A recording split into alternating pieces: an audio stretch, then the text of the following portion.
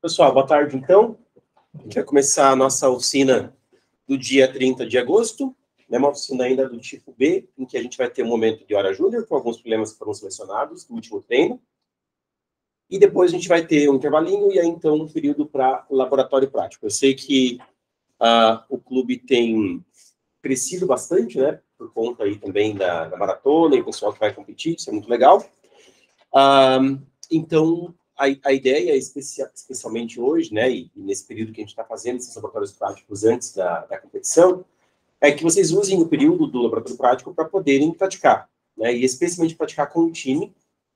Então, já foi colocado um treino para essa semana. São dois treinos, né, um treino que é de divisão 4, lá do Code Forces, um treino que a gente chama aí de treino júnior, e um treino regular, que é um treino de divisão 2. É especialmente importante que o pessoal que vai competir na maratona tente fazer os dois treinos, né? Não fique só no treino fácil. Claro, se você está realmente muito iniciante, pode ser interessante só fazer o divisão 4, porque senão você não vai ter condições de fazer o outro. Mas se você já tem algum conhecimentozinho, um pouquinho, né? Já avançou um pouquinho mais aí nos seus estudos, é legal pegar, por exemplo, lá o treino de divisão 2, ainda que você leia os problemas, entenda os enunciados, mas não consiga fazer nenhum deles, esse processo de você de ler, de tentar entender o problema, e especialmente de depois você estudar o problema, é muito importante. Tá? Cada problema ali do Code Forces vai ter um tutorial explicando a solução do problema. Então, você pode dar uma olhada, por exemplo, nos tutoriais de todos os problemas desse treino de divisão 2, escolher algum que você acha que, pelo que eu bati o olho aqui meio por cima, eu consigo perceber que esse problema aqui não está tão acima do meu nível, eu vou conseguir pegar esse problema, estudar esse tutorial e entender, né? Porque esse processo de você pegar um tutorial de um problema que você não conseguia fazer, que envolve um conteúdo que você não conhece, mas você pega aquele tutorial, você vai atrás desse conteúdo e tenta entender aquele conteúdo, isso é o que vai fazer semana a semana você crescer. É isso que vai fazer semana a semana você aprender uma coisa nova, estudar uma coisa nova, e não ficar apenas restrito ao tipo de coisas que você acha que, ok, eu só vou até aqui, eu não faço mais nada do que isso. Tá? Então é muito importante vocês não se limitarem, não acharem que vocês estão num nível mais baixo do que aquele que vocês, de fato, poderiam alcançar, tá bom? Extremamente importante fazer os treinos semanalmente, né? Não ficar com pendências da semana anterior. E se ficou com pendências da semana anterior, deixa a semana anterior, vai para a semana atual. Né? Se tiver tempo, volta, mas sempre focando naquilo que é passado semana a semana. Tudo bem? Beleza? Então, os treinos estão aqui na página do clube, ó. Lá na parte de treinos. Aqui está o treino de... Ups, o mouse sumiu de novo. O Divisão 4 e o treino de Divisão 2. Tá legal? Também foi colocado lá no grupo do Telegram o link para a presença, para a oficina de hoje. Então, todo mundo que tem aí a sua ID, que pegou na planilha lá do README, do Dropbox, coloca o número da ID lá no formulário para preencher a presença. E também reporta brevemente o que vocês e o seu time fizeram durante a semana, para a gente ter um acompanhamento aí do que vocês estão fazendo. Tá legal? Alguém tem uma coisa para perguntar sobre o clube, sobre esse processo de inscrição? Tem bastante gente nova aí, muito legal. Pelo que a gente não tem tempo para se apresentar. Assim. Acesso ao Dropbox. Você não recebeu o convite do Dropbox? Você pediu inscrição quando? Para semana passada. Nossa, e você não recebeu o convite do Dropbox? Sim. Mas a lista de e-mails, você está na lista de e-mails? Tá. No grupo do Telegram você está? Sim. Tá, me manda uma mensagem privada no Telegram, eu vou ver o que aconteceu. Você deveria, quando você faz inscrição no clube, deve acontecer você receber 2 convites. Um para o Dropbox e outro que é para a lista de e-mails. Então, você faz a inscrição e eu coloco as 2 coisas. Lá no Dropbox tem um arquivo chamado README, que tem link para a planilha, com as presenças e as IDs e todas as coisas. Legal? Então, isso serve para você e para quem mais aí entrou recentemente, né? Se você não recebeu, uma das 2 coisas tem que me avisar, tá legal? Bom, pessoal, mais alguém quer perguntar alguma coisa, falar alguma coisa? Não? Ok. A gente vai aqui rapidinho fazer, então, esses 3 problemas. Eram 3 problemas que estavam no treino júnior, porque nós estamos no hora júnior, né? No treino júnior da semana passada, e a gente vai estudar esses problemas. O primeiro deles é esse problema A do Codeforces, depois a gente vai para o B, depois vai para o C. Tá legal? São problemas bastante fáceis. Eu queria fazê-los na hora júnior, também por causa, né, de muita gente que está entrando aí e tal, e a gente tem uma hora júnior um pouco mais adequada ao nível da galera que está começando, mas também porque algumas coisinhas, alguns detalhes da implementação desses problemas, eu posso chamar a atenção aqui no clube e pode ser legal, né? Pode ser uma experiência interessante. Talvez você não faria exatamente desse jeito, mas eu queria mostrar algumas coisas um pouquinho diferentes, ainda que bastante básicas em relação a esses problemas. Vamos ver se vai abrir. A internet, não sei se... Parece que não quer me ajudar muito. Beleza. Bom, enquanto carrega ali, né, só dizer para o pessoal que está chegando que sejam bem-vindos ao clube de programação, né? Não precisa aí fazer algum rolê alguma hora para se conhecer, para aprender os nomes de vocês e tal. E que isso é meio corrido, né? Mas aí, quem sabe até depois do intervalo, aí no laboratório prático, a gente possa conversar um pouco e tentar conhecer vocês melhor. Olha, isso que eu estou na internet cabeada, né? Talvez seja o problema da página do Codeforces. Fique à vontade. A gente trocou de laboratório porque o professor estava nesse laboratório, a turma dele cresceu muito e não cabia mais aqui, então ele pediu para trocar, e aí tive que trocar, mas parece que está apertado para a gente aqui também, né?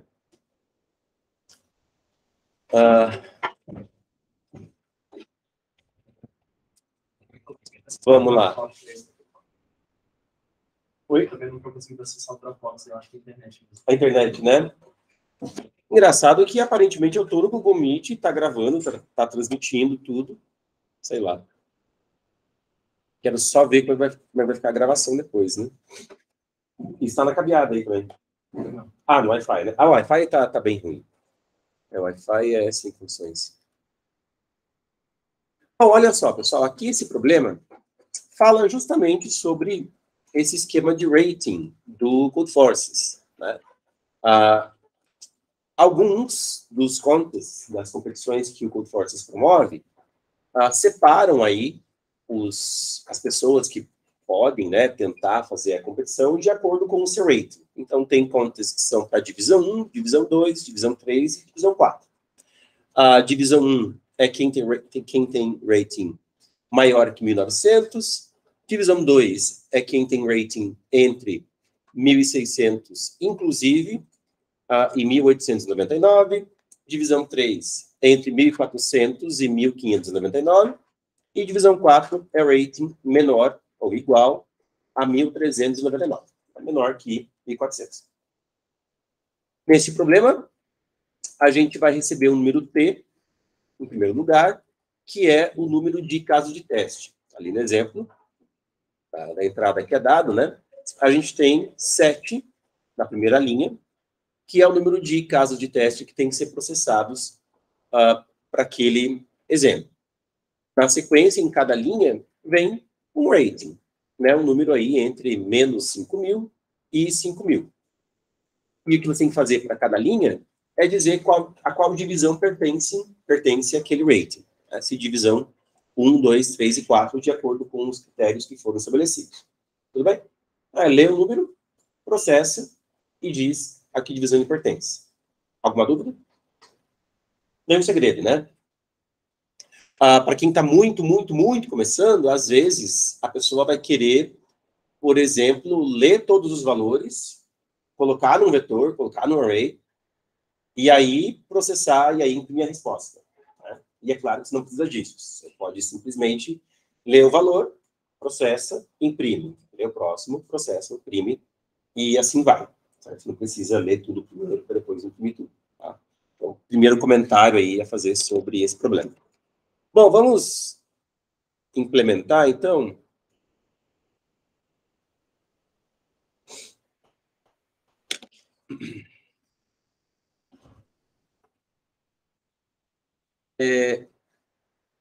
Esse é o Pump Forces 1669A.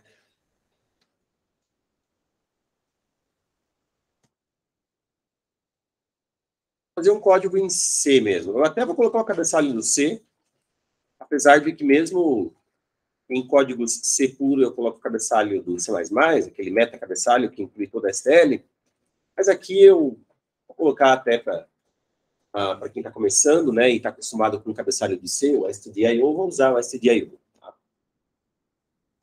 Vejam que mesmo assim eu salvei o código lá como .cpp, né, não como .c. E eu vou submeter como C++. Tá? Não tem nada de C++ no código, mas você salva como CPP e você submete como C++. Sim. Bom? Então, eu vou ter aí o inteiro T, que é o número de casos de teste, e o inteiro N, que é o número, né, o rating, que vai ser lido, que vai ser processado. Então, a primeira coisa que você tem que fazer é ler o número T, e depois eu vou fazer um while T-, que tem o efeito de tudo que está dentro do while vai rodar exatamente T vezes. Eu vou rodar meu programa T vezes, uma vez para cada caso de teste. Ok? Beleza? Em cada caso de teste, eu vou ler aquele número N, o inteiro, né? Entre menos 5.000 e 5.000. E aí eu vou imprimir a resposta, que é a division e o número. Certo? Esse número vai ser impresso, pode ser 1, 2, 3 e 4, dependendo do valor do rating. Tudo bem? Voltando lá para o enunciado do problema. O que aconteceu aqui? O rating é pelo menos 1.900. Então, 1.900. Esse número é 1. Divisão 1. Beleza? Se não, veja, estou usando o ternário aqui, né? Para fazer o if then else dentro do próprio printf. Tudo bem? Se você não quer fazer com ternário, você não precisa fazer com ternário. Não faz diferença. Eu gosto de usar ternário, então eu uso sempre que dá. Mas seria perfeitamente possível você fazer isso com um if e else. If, else. Legal? Então, se o n é pelo menos 1.000, n é pelo menos 1.900, se sim, a divisão é 1. Se não, aí eu vou abrir e fechar parênteses. Tá? Aí eu vou avaliar. O n é pelo menos 1.600, acho que é 1.600 lá. Se sim, é divisão 2. Se não, abre e fecha parênteses. O n é pelo menos 1.400, é isso, né? 500. Se sim, é divisão 3. Se não, é divisão 4. Beleza? É isso. Não tem maiores segredos, né? Alguém tem uma dúvida, pergunta? O 1.900 não seria o limite, no caso? O professor colocou, no caso, pelo menos 1.900, mas no problema ele não diz que o 1.900... Ele colocou lá, ó, maior ou igual. Então, se é maior ou igual que 1.900, é divisão 1. Esse não é menor. Não é igual. Maior ou igual. Se o número é maior ou igual que 1.900, ou se 1.900 é menor ou igual que o número... Então 1.900 é o menor, no caso. Não, é o maior rating possível. A divisão 1 é a divisão mais alta. Quem tem pontuação pelo menos 1.900 está na divisão 1.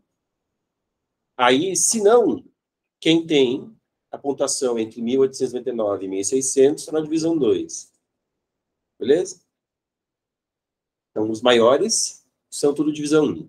Os menores, né, menor ou igual que 1.399, divisão 4. Vai? Às vezes tem que tomar cuidado com esse tipo de problema por causa do menor igual, né? Tudo bem que aqui o setter foi bem bonzinho, né? Porque ele colocou menor igual 1899, quer dizer, que era para não dar dúvida mesmo, mas às vezes o cara coloca lá um menor igual, né, e você lê errado, troca, e aí começa a aparecer os bugs no código, né? Então tem que sempre ficar atento a esse tipo de detalhe. Se a desigualdade, para que lado que é, se é o menor, se é menor igual, tudo bem? Para não fazer besteira. Bom, vamos compilar e testar.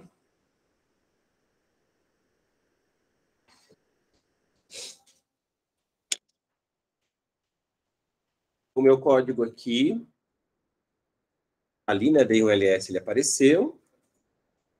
Eu vou compilar com G++, não vou compilar com GCC, sempre usando as flags -w a ll, né, o menos warning all, e -o2, que é o que é utilizado pelos juízes da maratona, pelo menos essas flags.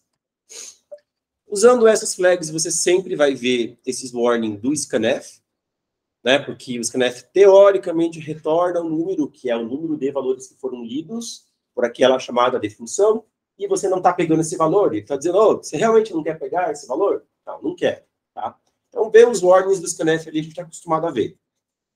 Qualquer outro warning diferente desse, você tem que ver, tem que analisar. Não é bom que o teu programa dê qualquer outro tipo de warning que não sejam esses warnings, tá legal?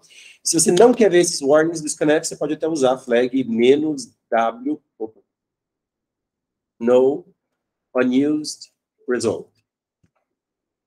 E aí, esses warnings não vão aparecer mais. Tá? Eu acho meio comprido para você ficar digitando lá na hora da repetição dessa flag, mas você pode, por exemplo, colocar num alias ou num script, alguma coisa assim, no teu bash RC, e aí, tipo, sei lá, compila C, compila Python, né, esses scripts que você seta no teu ambiente na competição para ficar mais fácil o processo de compilação e submissão também. A submissão também é por linha de comando, e também tem umas flags longas e uns parâmetros longos que você tem que usar, e aí você coloca esses aliases e esses scripts, isso pode ser interessante, tá bom? Então, aqui eu vou fazer um redirecionamento de entrada, não vou entrar com os dados no terminal, né? Vou redirecionar os dados da entrada de um arquivo. Então, deixa eu montar o arquivo rapidinho com aquilo que, inclusive, está lá na descrição do problema. E colar os dados.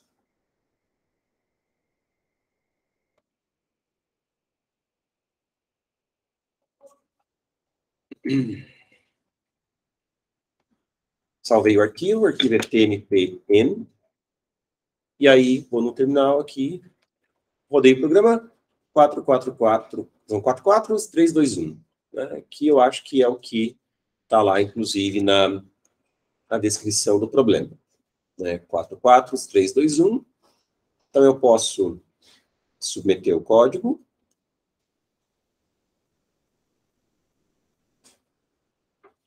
Estou alternando aqui o modo de apresentação com o pessoal que está no Google Meet, tá?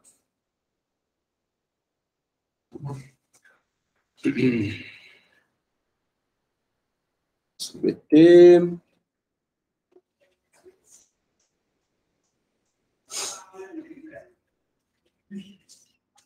Tem que escolher o arquivo, né?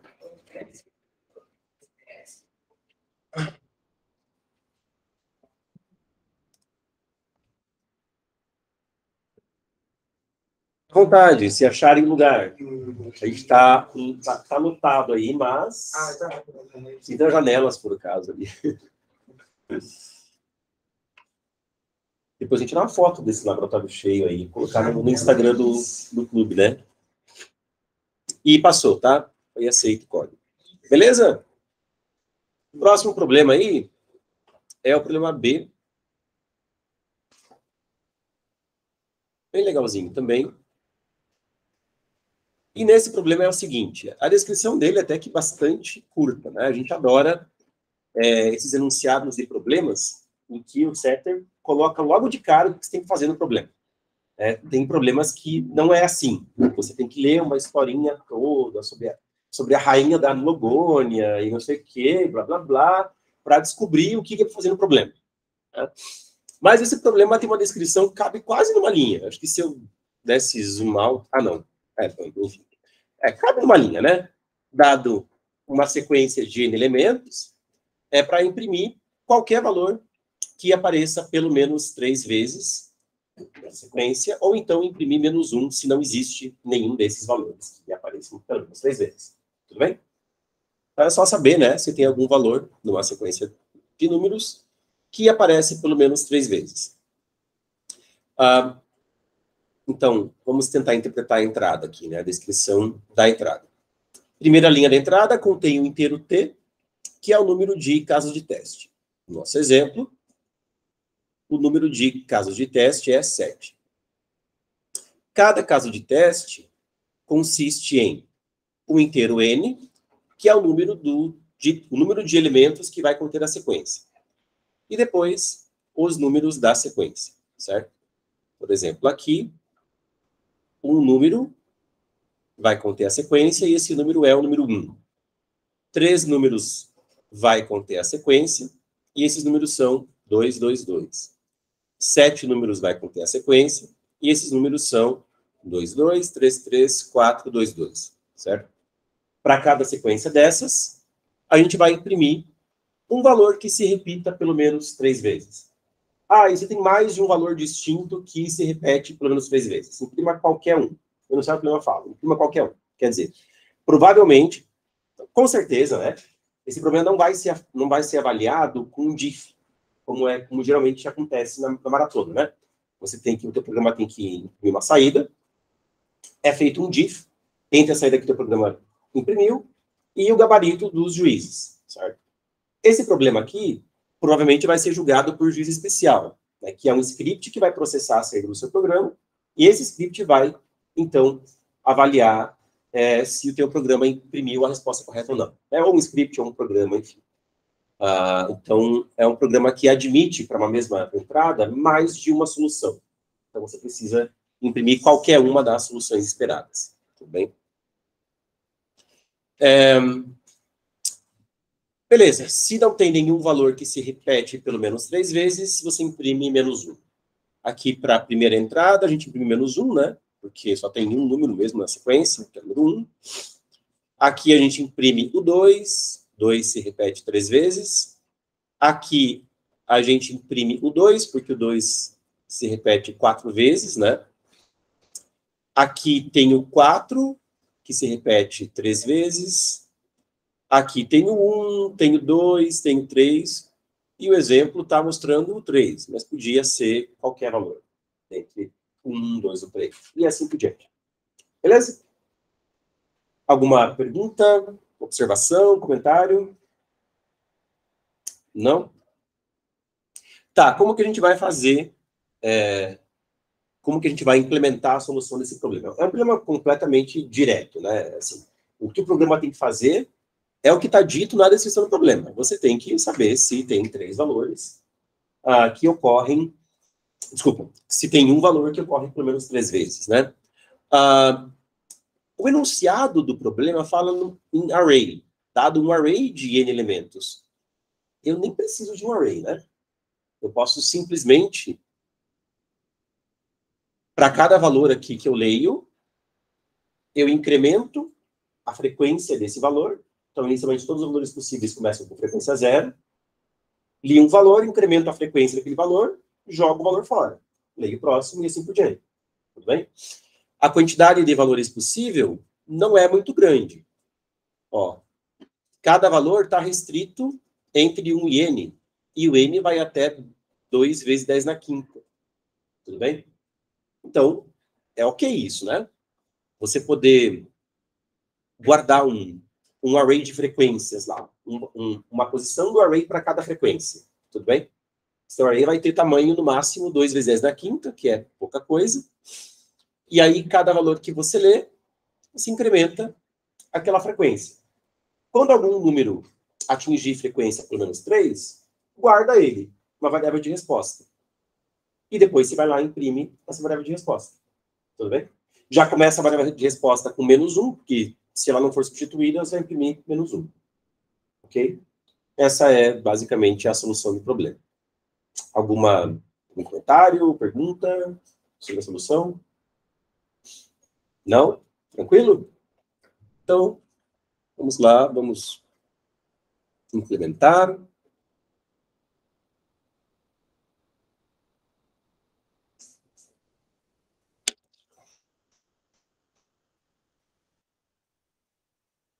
Esse é o B, né?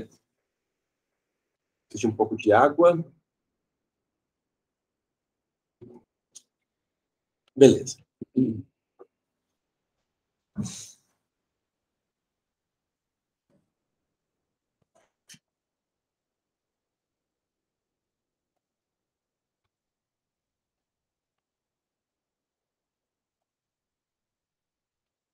Eu vou ter aí o número de casos de teste, que é a primeira coisa que eu vou ler.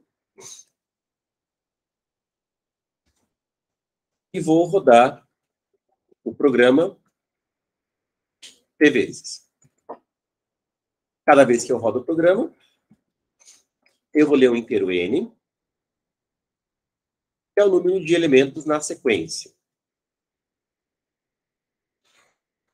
E aí eu vou ler os N elementos. Então, também vou fazer aqui um while N menos menos, né? Cada elemento eu vou ler numa variável X, que eu vou usar para ler e jogar fora. Na hora que eu li lá o valor X, eu vou ter um array, que eu vou chamar de frequência, que vai ter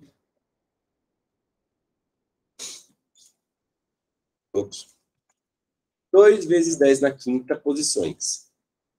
Porque eu sei que o número que eu li aqui, o número X que eu li, não excede 2 vezes 10 na quinta. Tudo bem? A cada valor X que eu ler, eu tenho que ir lá na frequência do X e incrementar essa frequência. Isso, claro, só funciona se eu tiver inicializado esse array com 0. Né?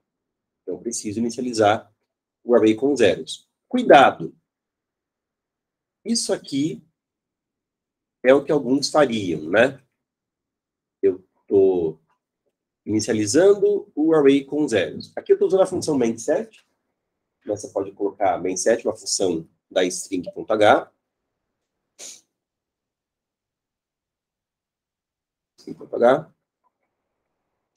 E pega um byte constante e coloca em todos os bytes, partindo daquela posição de memória, seguindo por essa quantidade de posições. Então, tudo bem, o meu array aqui não é de char, ele é de int, né?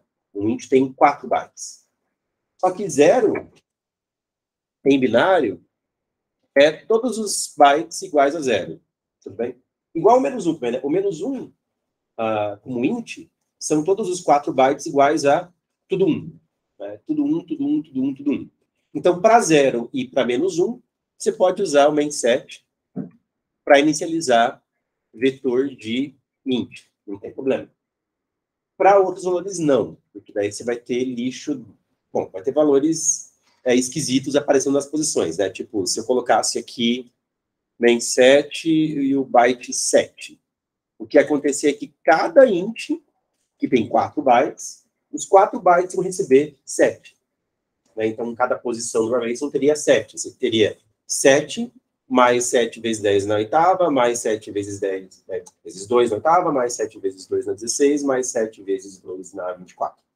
Esse seria o número que estaria em cada uma das posições do seu array. E não é o que você quer, tudo bem? Mas com 0 e com -1, tá tudo bem. Você pode usar essa função main_set, que inicializa o array. Agora, o problema é o cara inicializar o array aqui, né? Porque aqui você vai inicializar o array para o primeiro caso de teste. Então, você até vai ver a resposta correta para o primeiro caso de teste. Mas do segundo caso de teste em diante, vai começar a ter problema. Porque você vai, para cada caso de teste, herdar a informação do caso de teste anterior. Então, você vai ter contaminação entre os casos de teste e as respostas vão começar a ficar erradas. Tá? E pior, às vezes, esse problema de contaminação de caso de teste, ele é difícil de detectar quando você faz os testes locais só para um caso de teste.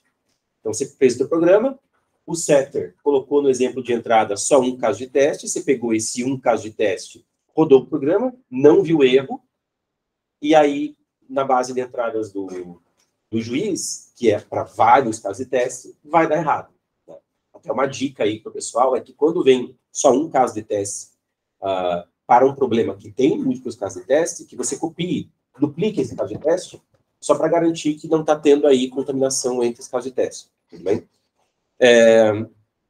Então, aqui o que tem que fazer, toda vez que eu vou começar um caso de teste, eu preciso limpar a memória. Essa inicialização do meu array de frequências, ela vai acontecer no começo de cada caso de teste, e não no começo do programa. Tudo bem? Aí, sim, eu li lá cada valor X da sequência, incrementei a frequência, né? Aliás, aqui eu vou colocar um mais X, e daí eu já vou comparar, inclusive, né? Se esse valor da frequência de X, após o incremento, por isso mais, né? E não, mais frequência e não frequência mais. Se esse valor, após o incremento, atingiu 3, eu já vou colocar o X na minha variável de resposta. Eu tenho uma variável de resposta. Aqui também, né? O cara pode querer colocar -1 na inicialização da variável de resposta antes de todos os casos de teste. Também vai dar errado, né? Eu preciso inicializar essa variável de resposta a cada caso de teste. Coloco lá -1, porque se ela não for atualizada, né? Se eu nunca encontrar um valor X que faça a frequência atingir pelo menos 3, a variável de resposta não vai ser atualizada e eu vou imprimir -1, que é a resposta correta para aquele exemplo. Tudo bem? Ao final, imprimo a minha resposta.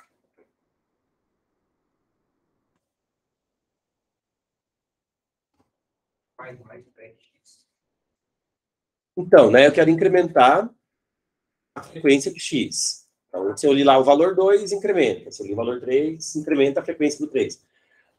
O mais frequência, quer dizer, para comparação com 3, eu vou considerar o valor após o incremento. Se eu fizesse isso aqui,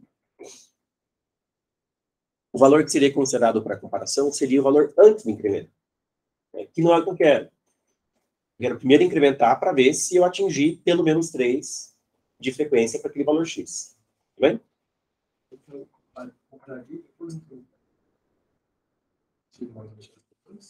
Se o mais estivesse depois, poderia inclusive dar a resposta errada, né? Eu poderia ter um único caso, um único valor, tipo 5, que se repete exatamente 3 vezes. E eu nunca ia verificar isso, porque eu ia pegar 2 aqui, daí ia incrementar, e subiraria a 3, mas eu nunca ia descobrir esse 3. Porque eu comparei o 2 com o 3, não o 3 com o 3. Tudo bem? E aí eu imprimi -1. Mais alguma pergunta? Não? Beleza. Agora a gente pode... Oi.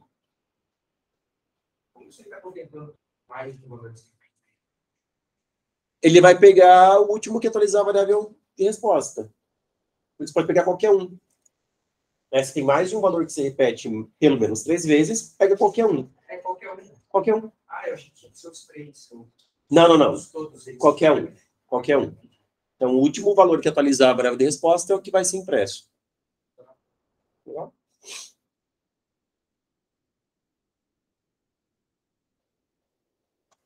Então, vamos compilar.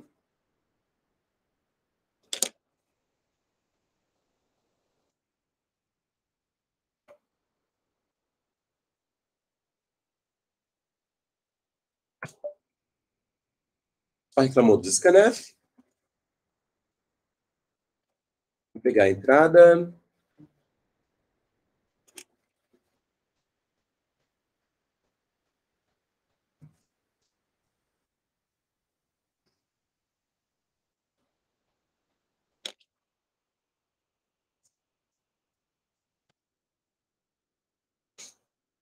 Peguei a entrada da descrição do problema e vou rodar o programa com essa entrada.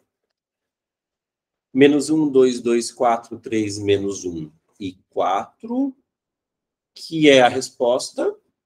Então, a gente já se sente seguro para submeter, né? Às vezes, pessoal, especialmente o problema que é muito simples assim, e é começo de prova, né? Começo de prova é uma loucura. Todo mundo sai na caça daquele problema que é muito fácil, e sempre vai ter um problema lá que é muito fácil. Na primeira fase, sim. Na primeira fase tem um problema lá que é muito fácil. E aí, o que pode acontecer, né? Às vezes, você está tão na euforia de garantir o primeiro balão o mais rápido possível, porque o tempo é um critério de desempate para números com igual número de balões, né? Quem consegue fazer os seus balões em menos tempo, fica na frente do placar. E aí, tem gente que, bom, é tão fácil o problema, o cara vai lá, coda, nem compila, nem testa e já submete, na louca, para tentar garantir o primeiro balão aos 2 minutos de prova ou 3 minutos de prova. Não vale a pena. Tá? Por quê? Você vai perder uns 30 segundos no máximo para compilar e testar. 30 segundos vai fazer uma diferença ali na tua pontuação de 1 minuto. Né? Não é muita coisa. Tem uma prova inteira pela frente ainda. E se você, eventualmente, cometer qualquer erro de digitação e fizer uma submissão sem compilar e sem testar, são 20 minutos de penalidade. Então, assim, não vale a pena pagar esses 20 minutos de penalidade por causa da euforia de ser o primeiro time a ganhar balão na prova. Tá? Vai com calma, tudo bem. Se quando você pegar o teu primeiro balão já tiver uns 10 times com o primeiro balão, começo de prova não quer dizer nada, é todo mundo com um balão mesmo, e assim fica aquela sala cheia de balões, e dali a pouco, 1 hora de prova, 1h30, 2 horas de prova, os times vão se diferenciando e tá tudo certo, tá bom? Então, vão com calma, é importante entender, a prova tem 5 horas, dá tempo de vocês fazerem tudo o que vocês querem fazer, tudo que vocês têm condições de fazer, ainda mais porque são 3 competidores, então não são 5 horas de prova, são 15 horas de prova, tá? Não tem por que ter pressa, tudo bem?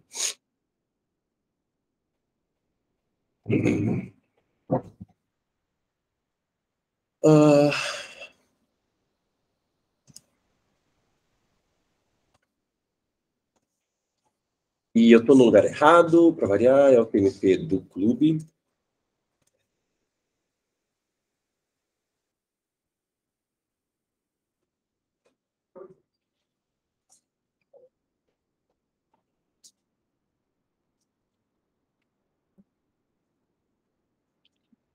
E passou. Beleza? Segundo balãozinho para nós na oficina de hoje. Legal? De memória, ou que está problema, está mais pensando na série de memória para a série de tempo, isso é normal, mas problema de tempo mesmo. É tempo. Memória acontece, da memória ser um fator limitante, especialmente problemas mais complexos, que envolvam programação dinâmica, alguma coisa assim. Dependendo de como você modela a PD, pode ser que a memória seja um problema. Ou PD, ou então binary lifting, que também é um tipo de PD, enfim. PD é uma coisa que custa memória, né? E às vezes você ser um pouco relapso na modelagem, ou não podar memória quando você pode podar, pode dar problema com memória.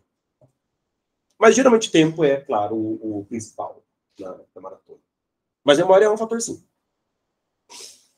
Normalmente memória para as questões mais difíceis, né? Para as mais difíceis, né, que vão envolver aí modelagens mais complexas. Ou então, às vezes, você quer utilizar para uma determinada subrotina um map ou um set, sendo que podia usar uma heap binária, que ocupa menos espaço, que é mais rápida, inclusive. Então, a memória pode fazer alguma diferença ali. Ou mesmo tem uma estratégia que era linear, mas você não viu, e você começou a usar uma estrutura de dados maior, que é a pouca memória, que é mais custosa. As coisas podem impactar, sim. Tá?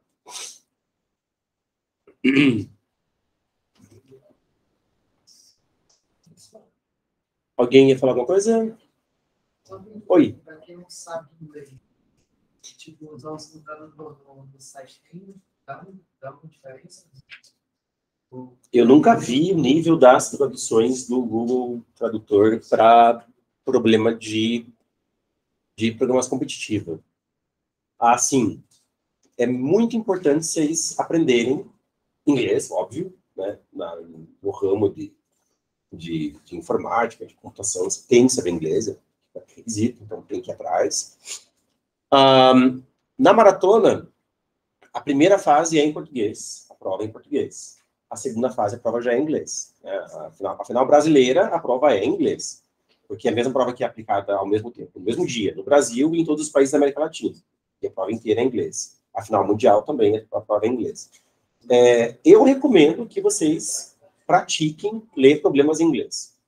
Mesmo os problemas que tem no BCrowd, né, que tem em português e tem em inglês, pratica ler em inglês. É um tipo de leitura técnica para você conhecer os termos, para conhecer as palavras, e que você vai se habituando, tá? Quem tem problemas com inglês, tenta, sei lá, tem um monte de iniciativas gratuitas aí para aprender inglês, né? Tem Duolingo, que você pode colocar no celular e aprender, é realmente muito importante. A dica. Não recomendaria qualquer tradutor automático, porque são termos, expressões técnicas, né, que podem acabar sendo mal traduzidos. Alguém tem mais algum comentário ou pergunta? Não? Vamos lá, o último probleminha da nossa hora júnior de hoje, que vai ter 1 hora. Uau, finalmente, né? Também escolhi problema simples para fazer aí o pessoal que está chegando também. Oi. Sim, vai ter laboratório prático. É mais um objetivo de eu querer ter feito 1 hora júnior bem mais compacta hoje, porque eu quero ver os times treinando, tá? Eu quero ver mesmo aqui, por favor, quem for competir na maratona, eu gostaria que ficasse. Eu quero ver como é que está o entrosamento de vocês, quero que vocês tenham a oportunidade de praticar e treinar hoje, de verdade, aqui, tá bom? Vamos lá, pessoal, olha esse problema aqui, né? O problema que envolve, em primeiro lugar, uma certa interpretação de texto. Não é muita coisa, mas é importante você interpretar o problema corretamente. E aí, a partir da tua interpretação, você cunhar a solução do problema. A ideia é a seguinte. Você tem lá uma sequência de valores, A1 até AN. E você tem à sua disposição 2 operações que você pode realizar. A operação do tipo 1 e a operação do tipo 2. Na operação do tipo 1, você vai somar 1 a todos os elementos que estão em posições ímpares dessa sequência. Então, o A1 vai ser incrementado, o A3 vai ser incrementado, o A5 vai ser incrementado, etc. Todos ao mesmo tempo, em posições ímpares, vão ser incrementados. A operação do tipo 2 é você incrementar, ao mesmo tempo, todos os números em posições pares. Você só tem à disposição essas 2 operações. Incrementar todos os números em posições ímpares, incrementar todos os números em posições pares. Beleza? Não tem como eu incrementar só alguns números de posições ímpares. Então, se eu escolhi posição ímpar, tenho que incrementar todos nas posições ímpares. Se escolhi posição par, tenho que incrementar todos nas posições pares. O que você tem que fazer é o seguinte. Bom, essas operações você pode realizar quantas vezes quiser, à vontade. Aí não precisa ser todas do mesmo tipo. Sei lá, se quiser realizar 5 operações do tipo 1 e 400 operações do tipo 2, beleza. Você tem elas à disposição, pode usar à vontade. O que você tem que fazer é o seguinte. Dada a sequência, você tem que determinar se é possível realizar algum número de operações sobre essa sequência, de modo que o array final, a sequência final, contenha todos os números como sendo pares ou todos os números como sendo ímpares. Então, o teu objetivo é tornar todos os elementos da sequência ou todos pares ou todos ímpares, podendo realizar aí operações do tipo 1, do tipo 2, à vontade, quantas você quiser. Beleza? Então, a pergunta aqui é essa. Dada uma sequência, sem responder sim ou não, se é possível deixar todos os números com a mesma paridade ou não. Beleza? Instância 1 aqui, né? 1, 2, 1. Os números nas posições ímpares têm paridade 1. Os números na posição par têm paridade 0. E paridade 0 não é coisa que par. Paridade de 1 não é coisa que ímpar. Tudo bem? Apesar de os números terem paridades diferentes, eu posso, com uma operação de incremento nas posições ímpares, tornar todos os números nas posições ímpares, que são ímpares, eu posso torná-los pares, certo? E aí eu vou ter todos os números do array par, beleza?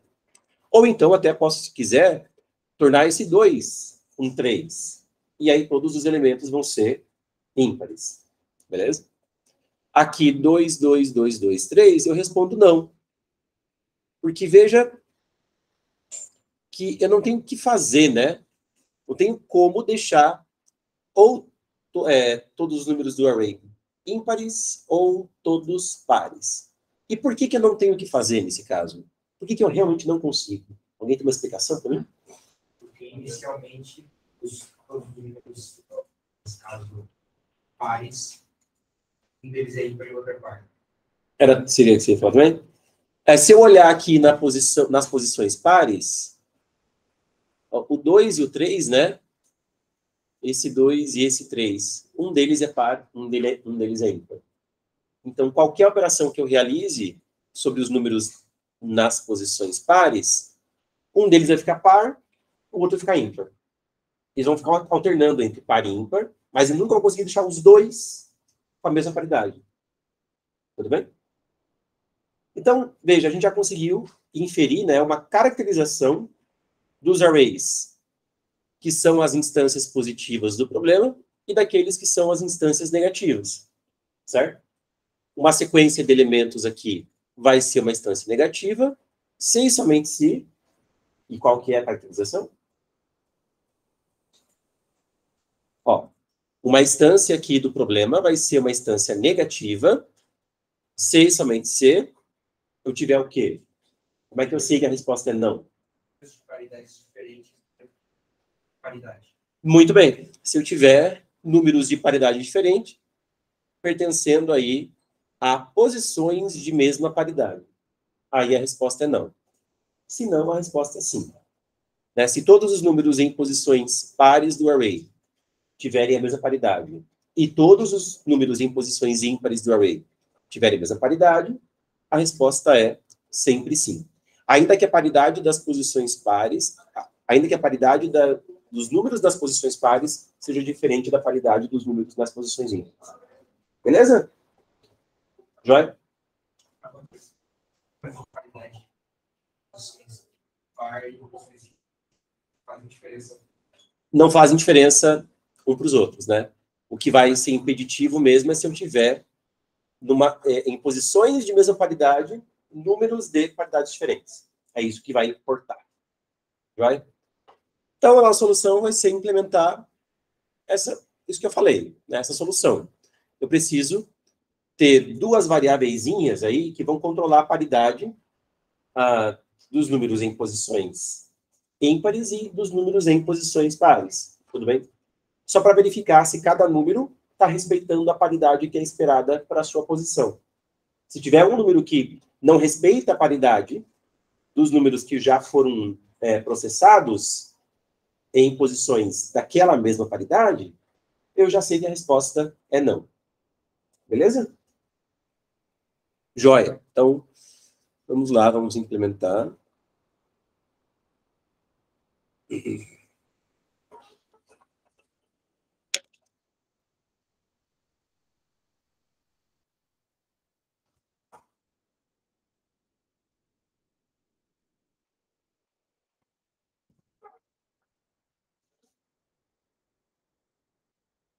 Aqui eu vou ter o número de casos de teste, que é o número T.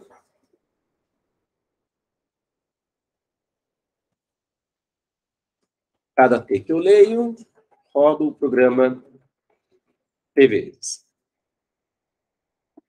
Aí eu tenho o número de números, que é o número N.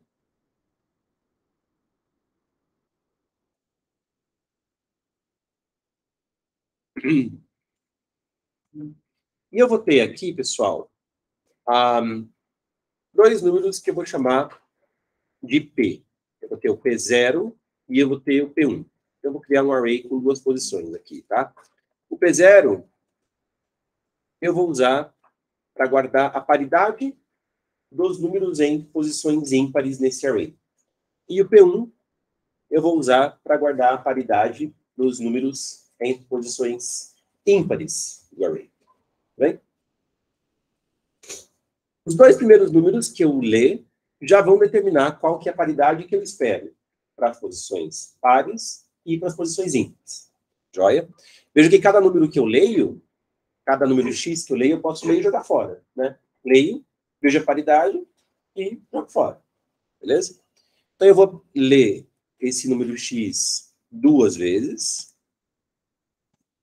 É garantido, eu não vi lá com vocês, mas é garantido pela descrição do problema que são pelo menos 2 números, tá?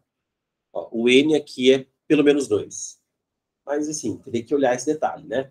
E se tivesse a possibilidade do N ser 1, com certeza o setter colocaria um caso de teste lá com 1, e aquele teu código ali já ia dar ruim. Tá? Então, sempre tem que ficar verificando essas... prestar atenção, né? De como que o setter define os limites do problema. Como que o setter coloca os limites das variáveis, tá?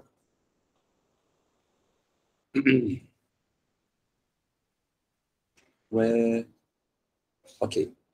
Então, eu li o primeiro X, eu já vou setar o P de 0, né?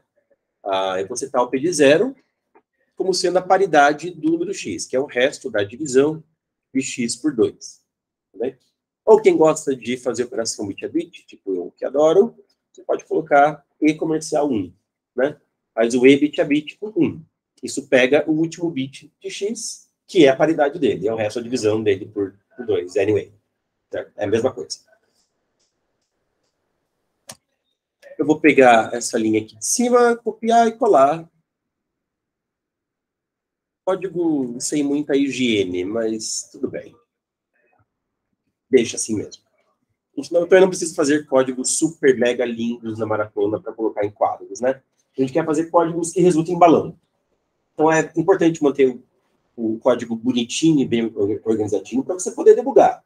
Debugar consome muito tempo na maratona. E se o código está uma bagunça, vira um pesadelo, né? Na maratona, você manter ali as funções curtinhas, as coisas sem muita repetição de código, ajuda a você fazer com que aquele código resulte em balão depois. Mas, assim, também não precisa ser um código que, nossa, vai ser nota 10 lá em fundamentos de programação. Você conseguir fazer um código que funciona, tá valendo, tá legal.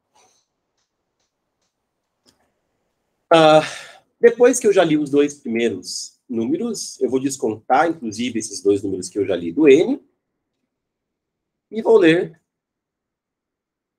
os outros números restantes. Certo?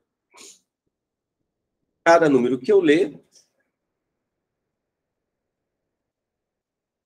o que eu quero fazer, né? Eu quero pegar a paridade desse número X que eu li, eu quero comparar com a paridade que era esperada a posição do X.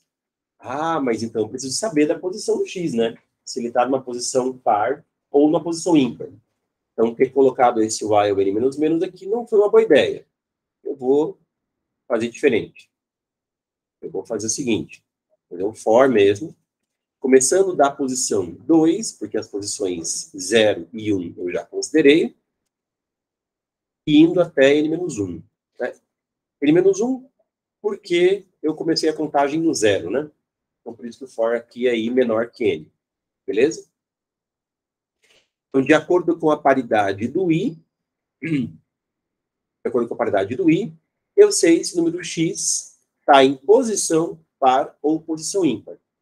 A paridade do x tem que ser igual à paridade esperada para a sua posição. Se for diferente, eu sei que a minha resposta é não. Certo? Então, eu vou ter a minha resposta começando como yes. Começando como 1. A partir do momento que essa verificação é quebrada, isso não é igual, a partir do que isso for diferente, a resposta tem que descer para 0 e ficar 0 até o final. Para eu poder imprimir a resposta certa aqui embaixo. Tudo bem? Só que eu colocar lá no chat aqui, né? Beleza. Então, você pode fazer tanto um if, se isso aqui, se a paridade do x é diferente da paridade esperada para a posição dele, a resposta recebe 0. Beleza? E aí você vai lá embaixo e vai imprimir uma string. De acordo com a resposta, essa string é yes ou não. Certo? Outro jeito, né? Veja, essa variável de resposta é uma flag. Começa com 1. A partir do momento que é quebrada uma condição, ela baixa para 0 e fica 0 para sempre. Esse tipo de flag, em que ela permanece 1 somente se um determinado teste for verificado, né, uma determinada condição for preservada, eu gosto de fazer de um outro jeito. Eu gosto de fazer assim, ó. A flag e recebe o resultado deste teste. Quer dizer, a flag começou com 1.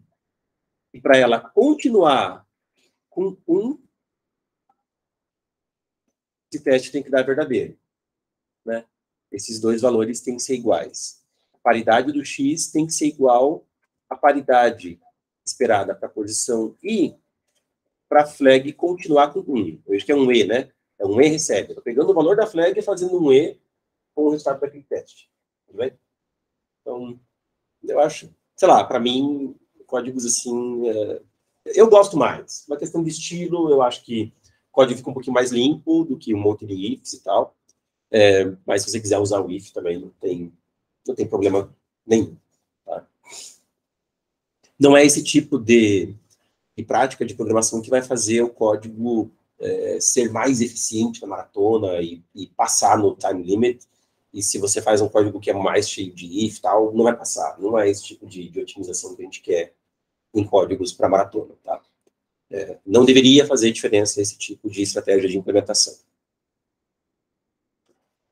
Dúvidas, perguntas, comentários? O senhor está ouvindo? Oi, estou ouvindo, Pedro. Uma dúvida. Esse 1 aí, ele é um numeral 1 ou ele é um bit? Ele é um número inteiro, 1. É um numeral 1. E o que acontece, a representação dele em binário é um monte de zeros, e o último, o bit menos significativo é 1.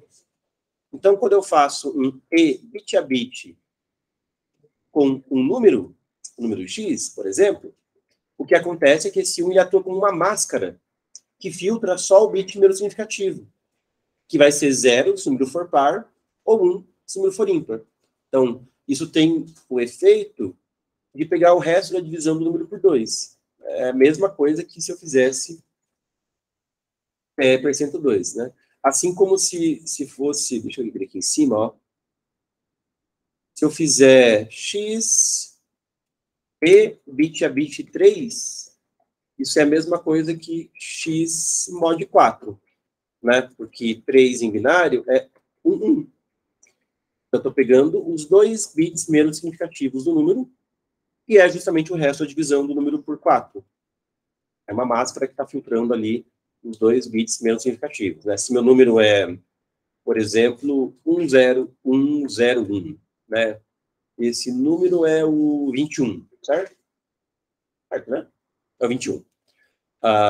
Resto da divisão de 21 por 4 é a mesma coisa que esse número e bit a bit, e bit a bit 11. Ó, esses zeros não vão deixar esses bits aqui passarem a máscara, e esses 1s vão pegar o que tiver aqui em cima, 0, 1. Assim eu estou pegando os 2 bits menos significativos, ou seja, o resto da divisão de 21 por 4, que é 1. Beleza, Pedro? Beleza, valeu, obrigado. Mais alguém aí com alguma dúvida? Pergunta? Um e bit a bit. 7, então, seria a mod 8. Mod 8, né? 7 é mod 8, é um e bit a bit. Um e comercial só é e bit a bit. Não é e lógico, não é e bit a bit. Vocês devem ver operações bit a bit em fundamentos de programação, não? Sim, né? Beleza. Máscaras de blitz, essas coisas também, né? Né? Sim, ok. Beleza. As máscaras de bit é os bits que você seta para fazer com o bit a bit e deixar aquela porção passar. É exatamente isso. É a máscara de bits. Vamos compilar e testar.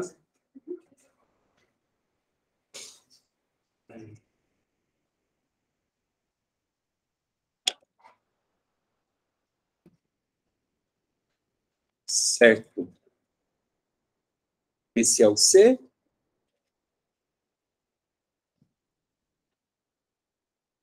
Uau, um monte de warning, mas é tudo do scanf, né? Porque são vários scanf que a gente fez no código, né?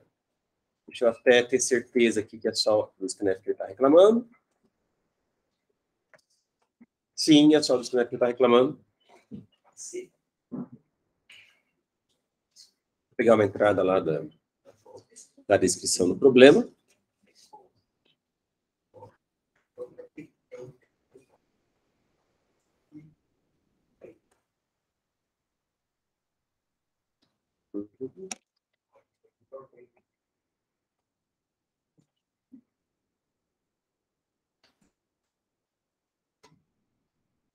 E na hora que eu rodo aqui, yes, no, yes, yes, que é a resposta, eu acho. É a resposta, vamos submeter.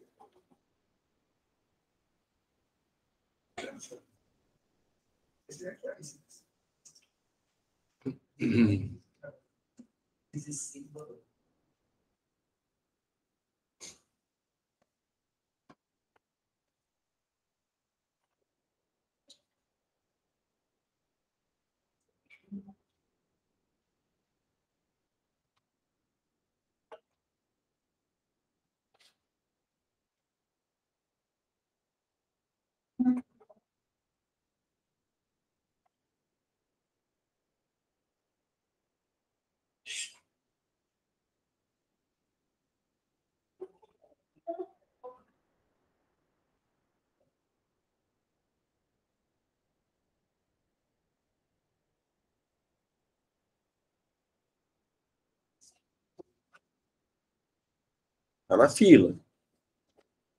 O Força está julgando.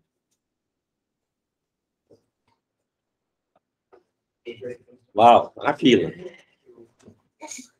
Aliás, está na fila para ser julgado, né?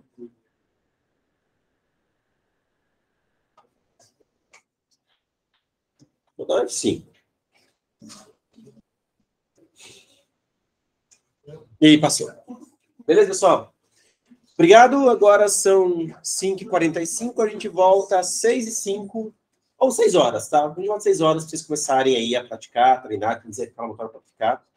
E até logo. Obrigado, Pedro. Obrigado quem está assistindo aí a gente. Até mais. Valeu.